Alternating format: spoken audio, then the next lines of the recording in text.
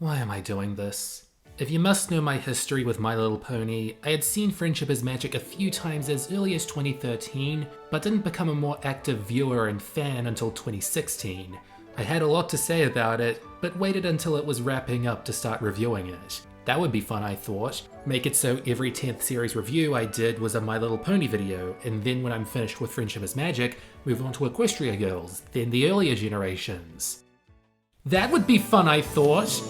Look, the old school My Little Pony generations may be a league or two below all the other stuff I cover on this channel, but with the first two, I can at least say they're reflections of their time. Animation was working through a dark age, and these shows were respectively a product and byproduct of this less creative and flexible toy-driven era. My Little Pony Gen 3 was made throughout the 2000s. The age of the toy-based cartoon was well over. When tie-in media was made now, it would be made with more effort, passion, and originality, unless they were aiming for babies. And Gen 3 was indeed aiming for babies. Not that that's a bad thing, even preschool shows can have some dignity, but all over Gen 3, you get this very mean sense that they're only aiming for the youngest demographic possible so they wouldn't have to put much thought into things. But why was it this way? Why didn't they make something for older kids? Well, because it was too much of a risk now. Whatever good reputation My Little Pony had in the 80s had faded over time. There hadn't been a cartoon in 11 years, and the growing stigma surrounding girls' toys, how they're advertised and what they promote, wasn't doing them any favors. There was still a big collector's scene among adults who grew up with the toys, but it wasn't winning over that many new fans. Still, Gen 3 could do with some promotion.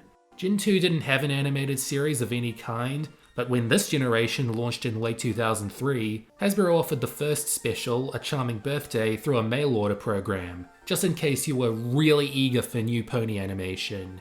They'd continue to pump out half-hour specials on VHS, then DVD annually until 2005, when they were given a slight revamp and came out more frequently until early 2007. This is the first Gen 3 era, with no settled upon name other than G3. In 2008 and 2009, the cartoons were given a more major revamp, streamlined set of ponies, and a proper fandom nickname of G3.5. Then the world supply of sanity depleted, but I'm not ready for that.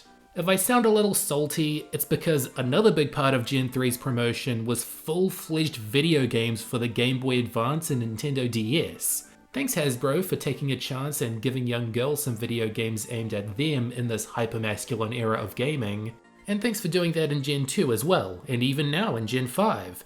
But curse you for doing nothing but a greedy city builder for Gen 4. We promise a Friendship is Magic console game would have flown off the shelves. I can't be the only one bothered by this, can I? Is that your birthday book? Yes, it is. It's time for another birthday.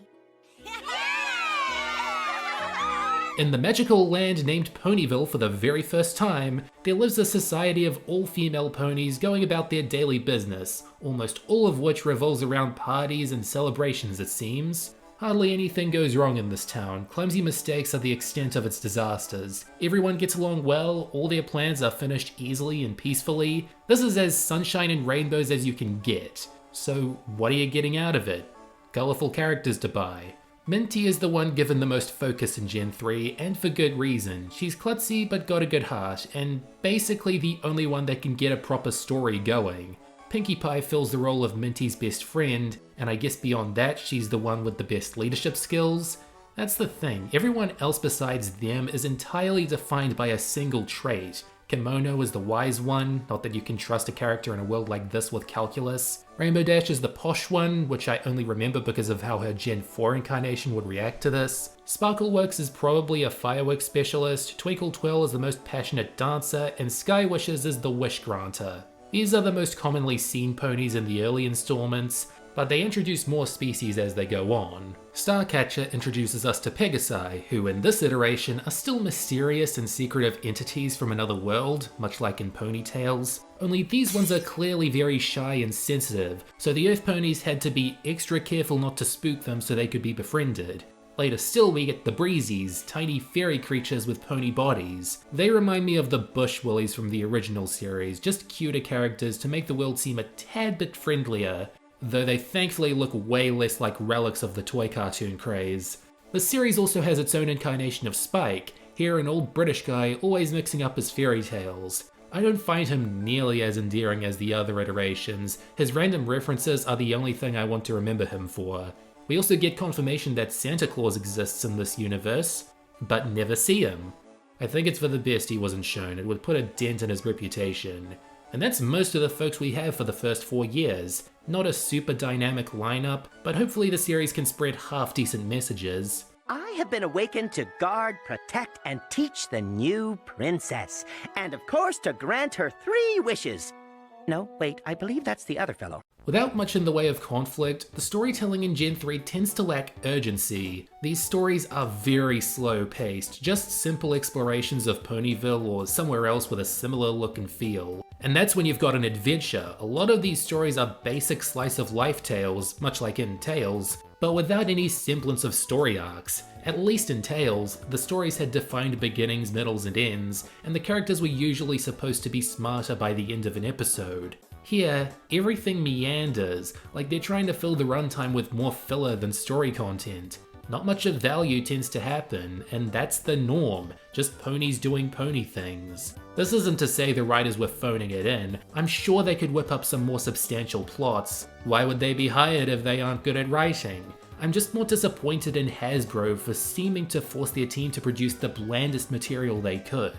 It's on the same level as a Nick Jr. show, but doesn't even have educational elements. It's raw sugar, and it usually lasts for 20 minutes. That was the average length per special at the start, which is quite a waste of videotape. They could store at least 2 hours of video, so if Hasbro really wanted to, they could have made 5 or 6 specials per tape. But they didn't really want to. These specials were an afterthought to them. Sure, the later ones were 45 minutes apiece, and they eventually released a compilation DVD to end this run, but it still barely felt like they had a purpose beyond making the toys look good. Now, with the animation, the character designs for the Gen 3 packaging never lent themselves to any expressive or dynamic possibilities, so it's not a surprise lifting them directly for the specials didn't cut it. Silly faces are rare, everyone either looks happy or sad, and that's it. The background artists were doing their job well, making Ponyville look as saturated as possible to make up for this, and the character animators eventually followed suit. With Friends That Never Far Away, they started to dip into a more shaded look, then fully stuck to it from the next special to the rest of Gen 3. The 2 I'd recommend watching the whole way through include Come Back Lily Lightly, for having a noticeable conundrum and fine conclusion to not run away from aspects of yourself you find embarrassing, and A Very Minty Christmas, because even though Santa doesn't show up, there's a bit of Christmas spirit in here. My 2 least favorites here are The Runaway Rainbow for being a lame wild goose chase, and The Princess Promenade for being our disappointing introduction to Gen 3 Spike.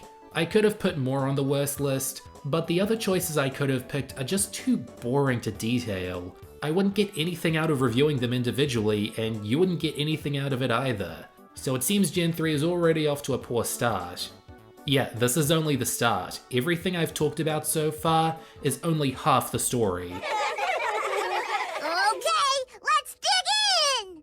It'll be simply dashing. 2007 was a year Gen 3 pumped the brakes a little bit. They returned to the 20-minute format, but at least packaged all they could into one DVD disc early in the year, and were by now on tour with some live show, the world's biggest tea party. All I've seen is photos, and I want to keep it that way. This brief hiatus was due to the development of Gen 3.5, a stopgap by where they remodeled the toys, but weren't crossing over into a new generation just yet. 2008 was the year Gen 4 began development, with Hasbro tasking Lauren Faust to reinvent My Little Pony's animated image as its major selling point. So any animated material that released from 2008 to 2009 felt like it was just biding time. It saw a slight shake-up of the world with a near-complete overhaul of the cast. Now we only focused on 7 ponies, known as the Core 7. Pinkie Pie, Rainbow Dash, Cheerilee, Sweetie Belle, Scootaloo, Toolaroola, and Star Song. As you can see, most of these are characters that would also be prominent in the next animated series, Friendship is Magic, meaning either Hasbro told Lauren to use most of them, or the last gen staff were told to use them to wean fans onto the next generation. They tried a lot of different formats, but only one really stuck. They started with Meet the Ponies, a disc that came with most relevant sets that had 7 shorts introducing the new stars of the franchise and their favorite hobbies. Sounds like some bang for your buck, but the shorts are only around 4 to 5 minutes in length each, so this disc only has half an hour of animated content on it. They're getting dangerously close to just a disc with commercials on it. That's how blatantly advertised to I feel now. At least the 2009 offerings give you a little more experimentation. This is what you'd call a roller coaster of a year. On one hand, you've got Once Upon a My Little Pony Time, aka Newborn Cuties, their first attempt at flash animation, and to your misery, not their last. These shorts are considered some of the most infamous things to come out of the franchise, especially the first one, where they must have accidentally printed an unfinished file because the characters' mouths don't even move. Be sure to get my good side. Never mind, they're both good.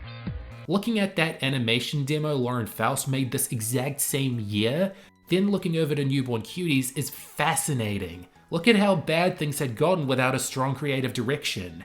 Friendship is Magic even being a glint in Lauren's eye was a godsend.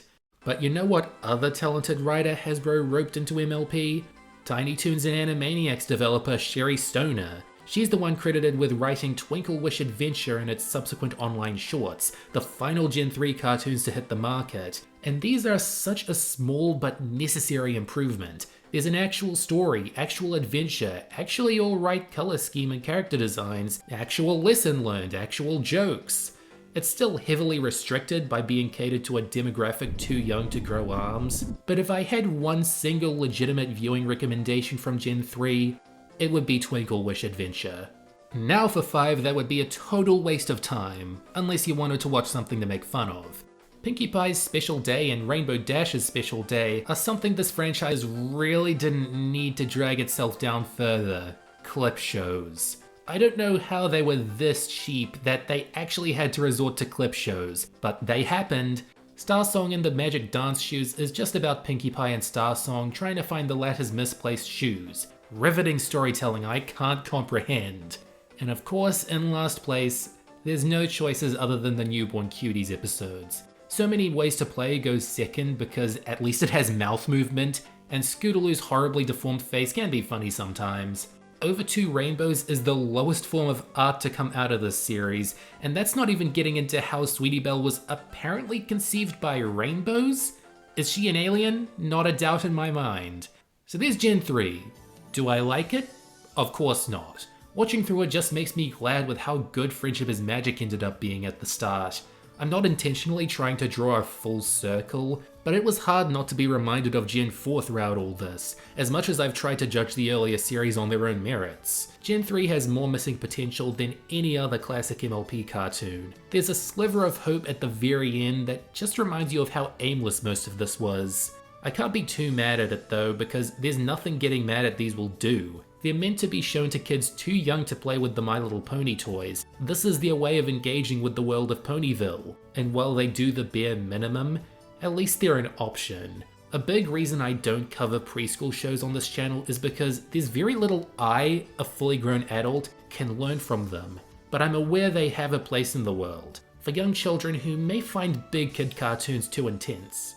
Still, My Little Pony Gen 3 is lacking in educational value, either school-wise or moral-wise, so these are at best a sugar break between more enriching shows and media. That's the most positive spin I can put on this. I'm so happy to be let out and done with the classic My Little Pony shows. Basically, everything up to Friendship is Magic is now covered. Now all I've got is everything after Friendship is Magic. Suddenly I'm not feeling good as hell.